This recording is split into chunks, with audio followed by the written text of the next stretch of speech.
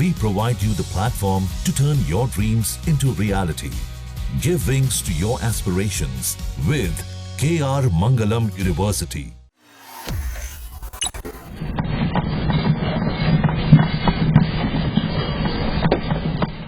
America से इस समय एक बड़ी खबर सामने आ रही है। अमेरिका में भयंकर भूकंप के झटके महसूस किए गए हैं, जिससे इलाके में हाई अलर्ट है। अमेरिका के किस हिस्से में ये भूकंप आया है और उसकी तीव्रता कितनी है वो आपको बताएं। उससे पहले आपको बता दें कि फेक न्यूज़ के ज़माने में सतर्क रहिए और सही और सटीक खबरों को देखने के लिए आप अपने फ़ोन में दैनिक जागरण ऐप को इंस्टॉल कीजिए। यहाँ आपको सही और सटीक खबरें मिलेंगी। इसके साथ ही आप दैनिक जागरण के इस पेज को भी लाइक और सब्सक्राइब करें। चलिए वापस अपने टॉपिक पर आते हैं।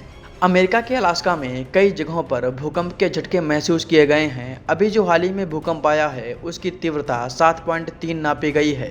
न्यूज़ एजेंसी एपी ने अपनी एक रिपोर्ट में बताया कि तेज भूकंप के झटकों के बाद सुनामी की चेतावनी भी जारी कर दी गई है।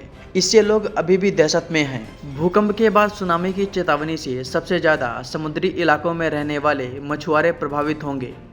बताया जा रहा है कि भूकंप के बाद करीब 7.5 लाख लोगों पर सुनामी का खतरा मंडरा रहा है। भूकंप का केंद्र सैंड पॉइंट से करीब 87 किलोमीटर दक्षिण में था।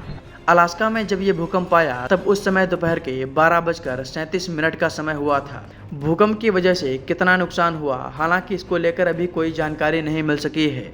भूकंप के बाद सुनामी की चेतावनी के बीच प्रशासन ने तटीय लोगों से कहा है कि वो अपने घरों को छोड़कर चले जाएं।